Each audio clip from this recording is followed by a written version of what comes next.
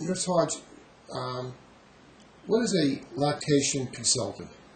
A lactation consultant is a professional who is versed in the treatment and management of breastfeeding problems, and also one who teaches moms and professionals about breastfeeding in its entirety.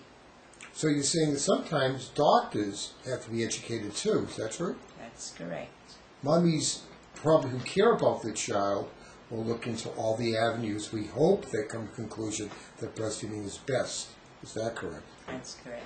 Okay. I've heard you say many times, if Mother Nature makes it, it's probably the right thing to do. Is that correct? That's correct. Okay. And some of the advantages we could say is, one, it saves you a couple of $1,000s that first year. And I heard you say a couple of times, that husband should buy you a beautiful present. Something shiny, is that true? Yes, what I say to moms, the money that they save if they buy breast milk substitutes, it can save them a pretty penny, and they can always get that shining diamond necklace that they wanted. But general rule, if you looked at a baby that was breastfed, there's something about the glow of the skin. They seem to be a little bit brighter. Is that true? Oh yeah, you can tell breastfed babies. They look chunky, but they are never overweight babies. There's a rarity where you may find some babies that are overweight, but in general, they look chunky, babies that you want to just eat up. We call their thighs thunder thighs because they're nice and chunky looking. There's some indication, of course, the jury's out a little bit, that breastfed babies probably end up a little bit higher IQ. There have been studies to that effect, but there are more things that are involved with IQ measuring. Some people think it's if a mother has a very strict diet against allergies, it might be even less allergic. We don't know if that's true. And they less have to get sick because there is some immunity passed on from the breast milk to the baby. So less diarrheas, less colds the first year. That's correct. Most moms do pass on immunity to their babies, and that lessens the chances of infections. We know studies have shown that ear infections are lessened, and as a pediatrician, I'm sure you can attest to that. And also less diarrhea. That's correct, and especially in third world countries where diarrhea is a big problem. Breastfed babies do benefit. We also found out, not even from a pediatrician, that if a baby is born of a premature situation, the breast milk is actually better for a premature because it's richer and thicker in some different chemicals, and now the drug companies have made formulas to match it a little bit. Is that correct? We have seen that, but we do know for sure that scientifically premature babies' mom's milk is better, and there are ways that you can really get these babies to get higher calorie by pumping and feeding them the formula from the mom. That's of great benefit to the preterm baby. The first and most common question about a new mother breastfeeding, how will the baby know what to do? And yet they do, is that correct? Well, babies are instinctively wise, we know that. And studies have shown there's one footage that I've seen where a baby was put onto the mom's abdomen after birth, and then that baby crawled right up and found itself and latched on to the mom's teeth. So that's something really wonderful. We can see instinctively it's there, babies. Now, there's some concern if you, in the beginning, breastfeed and supplement with conventional formulas. There's a problem. Some use the term nipple preference and nipple confusion. What is that all about? Well, it seems as for some babies, once you introduce certain methods of feeding, they do not want to change from that, and they prefer, for example, with the teeth of a bottle, with gravitational flow, it's easier. The baby does not have to work as hard. But if the baby is nursing, there is work involved, and that's beneficial for the baby because exercise, once you use your body, it's beneficial. If you don't use it, you lose it. So the jaws get very nice, and the jaws are stronger. Teeth alignment is great for babies who are breastfed rather than babies who may be artificially fed. And also, if it's harder to take it from the breast and easier to take it from a bottle, some babies may not want to take the breast. That we have seen situations like that, and that can be very devastating.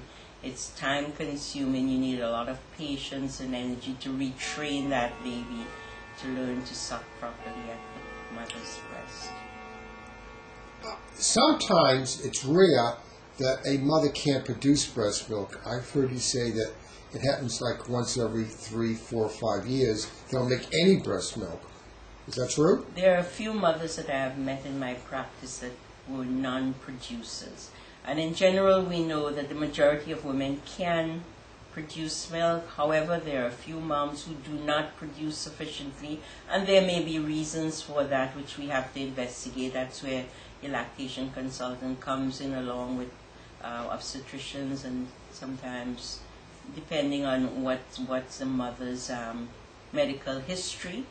And then there are moms who produce a superabundant amount of milk. Again, there's a medical problem involved there, and moms who produce sufficiently for their babies.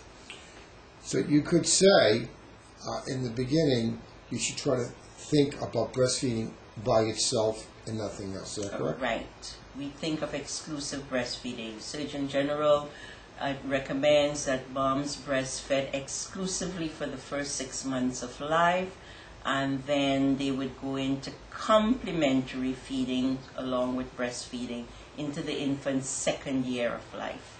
When you say the first 6 months, you're talking even giving solid food. Is that correct?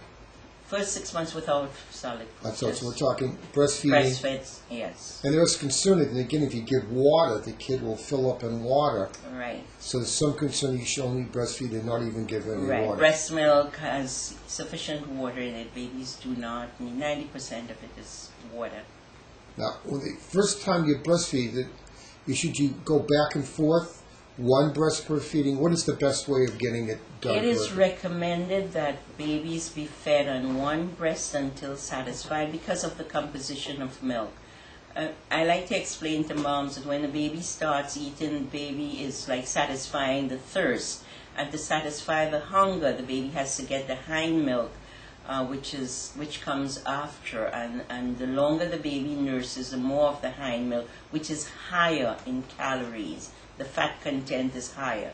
And some studies show that that helps to reduce the colicky effect that some babies may have. So you would suggest the first feeding, say you start with the left side, and only that side. Right. And then the next feeding, go to the right side, and only that side. Yes, and the next feeding, go back to the left side. That's Trying to correct. get that breast totally emptied and get that last few ounces of high-calorie, high-fat breast milk. Is that correct? We want the baby to get the highest calorie out of the breastfeeding. If for some reason in the beginning the nipples hurt, the breast seems like it's full or engorged, should she stop breastfeeding and continue? But there's some women whose pain tolerance is very low, and they may complain of sore nipples or tenderness in the nipples, and that's normal. But in the beginning, some people do experience that. That's not a reason to stop breastfeeding. With good encouragement, and that's where you need good support. You need support from family, friends, relatives, lactation consultants, pediatricians, and the works. People to encourage you to continue with breastfeeding. And if there are problems, then you need to see someone who is versed in the management of breastfeeding. That they can help you through those rocky days. But usually the nipple soreness, the engorgement just naturally gets better. Yeah, engorgement is a natural process which will get better, and it's recommended if you are engorged, when you do become engorged, to keep nursing. There are things like cold compresses, cabbage leaves, all these type of things that may help to reduce the edema that's in the breast. And then as you keep nursing, everything subsides. It's a natural way that the breast functions after giving birth. Should you change the way you hold the baby against the nipple in any particular feeding, like a football position or any other position, or that doesn't really